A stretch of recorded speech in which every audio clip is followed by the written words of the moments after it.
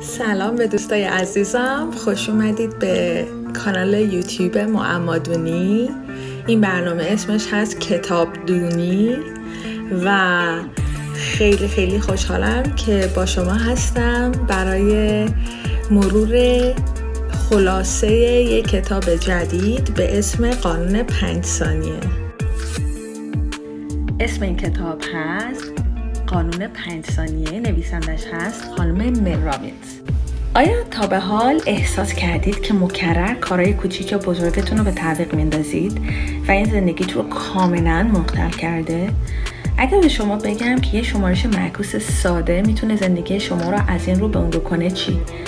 امروز ما به قانون معجزه‌آسای 5 ثانیه مل رابینز میپردازیم.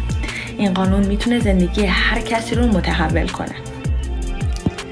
سلام به همه، به کانال خودتون، کانال معمادونی خوش اومدید. اگه اینجا تازه کار هستید فراموش نکنید که دکمه اشتراک رو بزنید و ویدیو رو لایک کنید اگه خوشتون اومد ازش. امروز ما یه ابزار قدرتمند از کتاب پرفروش مل رابینز یعنی قانون 5 ثانیه رو با هم مرور میکنیم. مفهوم این قانون خیلی ساده ولی مؤثره. بیایید اون رو با هم دیگه تجزیه کنیم. قانون 5 ثانیه چیه؟ قانون 5 ثانیه یه ابزاریه برای مواجهه با تردیدهای مغز انسان.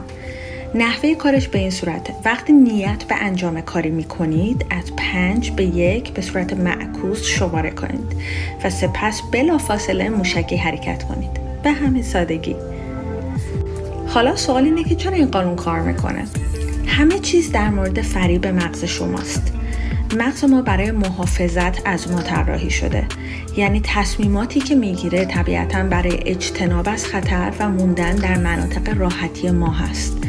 با شمارش معکوس حلقه عادت مغزتون رو قطع میکنید و قبل از اینکه ترس یا شک بر شما مسلط بشن خودتون رو مجبور به انجام کاری میکنید که نیتش کردید.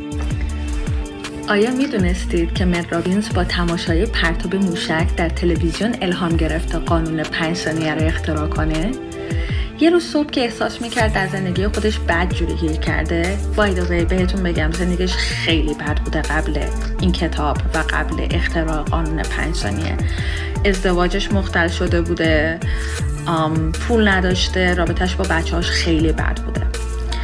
جرقه این قانون یه روز صبح میخوره که احساس میکرده تو زندگیش بد جور گیر کرده.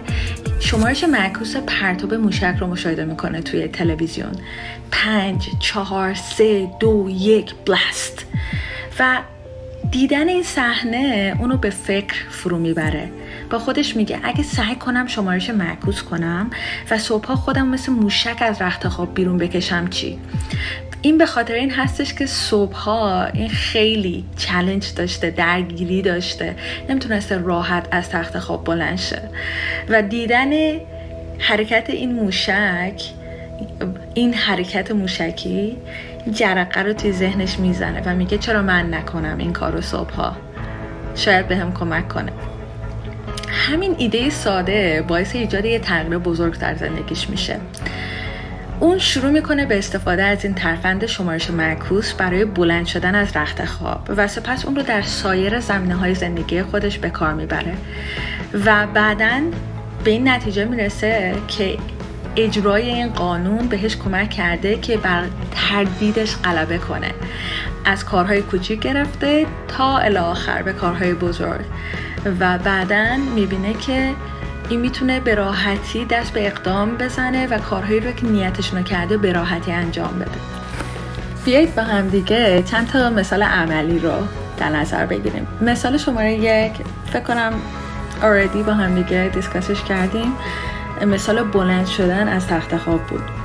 تصور کنید که زنگ ساعتتون داره درینگ درینگ درینگ میزنه و شما هم که سختتونه و یا میتونید ادامه بدید به چرتتون و هی اسنوز آلارمتون رو بزنید یا اینکه میتونید به جای چرت زدن شمارش معکوس کنید 5 4 3 2 1 بلاست، بپرید از تخت خواب بیرون. به همین راحتی قانون 5 ثانیه رو اینجا اجرا کردید. یه دونه مثال دومش برای وقتی هستش که میخواید برید جیم، تمرینای ورزشی کنید. خیلیا وقتی که قبل از اینکه بخوان تمریناشون رو شروع کنن یا استارتش بزنن برن جیم، دچار تردید میشن. حالا این کارو بکنم، حالا اونو بخورم، حالا این بشه. برعکس، یا میتونید اونا رو انجام بدید، تردیداتون رو داشته باشید، یا میتونید قانون 5 ثانیه رو اپلای کنید. یعنی شمارش مرکز کنید و بلاست، حالا بپرید تو ماشین، لباستون رو بپوشید، اون قدم اول رو بزنید و متوجه خواهید شد که برداشتن اولین قدم اغلب سخت‌ترین بخشش هستش. یه مثال دیگه، مثال شماره 3، صحبت کردن توی جلساته. خیلی موقع ها آدم میبینه که ایده خیلی خوبی داره ها، اما موقعی که میخواد به اشتراکش بذاره توی جمع عصبی میشه و استرس برش میداره و این استرس و اون تردید به خود باعث میشه که نهایتا اصلا منصرف بشید از مطرح کردن ایدهتون که ممکنه چه بسا ایده خیلی خیلی خوبی باشه و این حیفه. میتونید اون مدل رو ادامه بدید که عادتا کمکتون نمیکنه، یا برعکس میتونید شمارش مرکز کنید تو ذهنتون. همش اینجاست قضیه، تو ذهنتون یه شمارش مرکز کنید 5 4 3 2 1 و بعد اون شمارش مرکز بلافاصله صحبت کنید، موشکی صحبتتون رو شروع کنید، تردیده رو بذارید کنار و این بهتون کمک میکنه. همونطور که بیشتر و بیشتر این قانون رو تمرین میکنید میبینید که این عادت خودداری، این عادت ترس و تردید کم کم ترک میکنه شما رو و شما مشارکتتون هم در زندگی و در جامعه بیشتر خواهد شد. اجازه بدید باهاتون یه داستان شخصی رو در میون بذارم. چند ماه پیش برای سخنرانی من به یه کنفرانس دعوت شده بودم و سخنرانی در جمع برای من همیشه خیلی موقع چالش بوده و با نزدیک شدن به مراسم این سخنرانی موجی از اضطراب رو من احساس کردم. حتی شب قبل سخنرانی به سختی تونستم بخوابم و نگران همه چیزایی بودم که ممکن بود اشتباه بره جلو. صبح روز بعد وقتی پشت اون صحنه ایستادم حس ترس رو تو خودم خیلی خوب احساس میکردم، اما بعدش یاد این قانون 5 ثانیه افتادم. 5 4 3 2 1 و یه نفس عمیق کشیدم، شمارش مرکز رو کردم، چشامو که باز کردم رفتم روی صحنه و شروع به صحبت کردم. خیلی کمکم کرد که ترسام همه فراموش بشن و بیشتر فوکسم روی اون مطلبی باشه که میخواستم ارائه بدم، به اصل قضیه، نه تردیدها. همین شمارش مرکز ساده به من کمک کرد تا تردیدام برطرف بشن.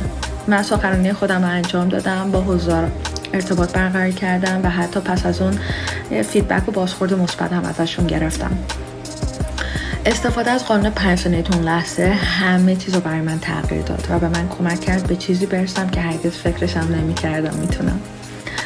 بنابراین سوال اینه که چجور میشه این قانون 5 ثانیه رو در زندگی خودمون به طور روزمره استفاده کنیم. 3 مرحله داره. مرحله شماره 1 اینه که اون لحظه هایی رو که تردید به سراغمون میان شناسایی کنیم. مرحله شماره 2 اینه که یاد قانون 5 ثانیه بیفتیم، شمارش معکوس رو بکنیم 5 4 3 2 1 بلاست، موشک. و مرحله آخر این هستش که عمل کنیم.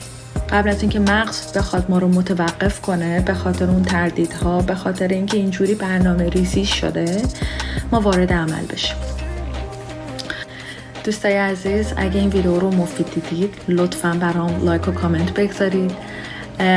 اگه کسی رو میشناسید که یه پوش یا یه فشار کوچیک احتیاج داره برای اینکه شروع به عمل کنه، ویدیو رو باش به اشتراک بگذارید.